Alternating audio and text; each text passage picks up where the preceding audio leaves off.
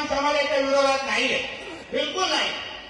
आमच्या देशामध्ये जो राष्ट्रभक्त मुसलमान राहतो तो आमच्या बरोबर आहे आणि आमच्या हक्काचा आहे.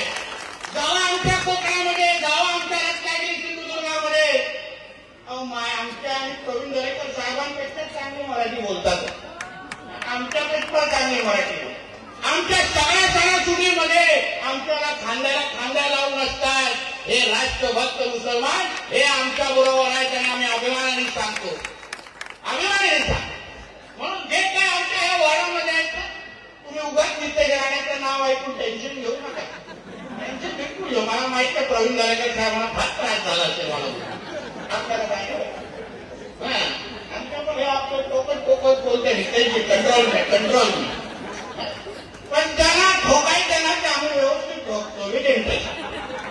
आमच्या देशाकडे, आमच्या राष्ट्राकडे आणि आमच्या हिंदू समाजाच्या विरोधात जो पण जिहाद करतो त्या जिहादांच्या विरोधात आम्ही नक्की आहोत आणि त्यांना संपवल्याशिवाय आम्ही स्वस्त बसणार नाही. हे पण इथं तुम्हाला सांगून जा, अभिमानाने. बाकीच्या लोकांना आम्ही आता 15 तारखेनंतर दाखवतो काय कार्यक्रम असतो.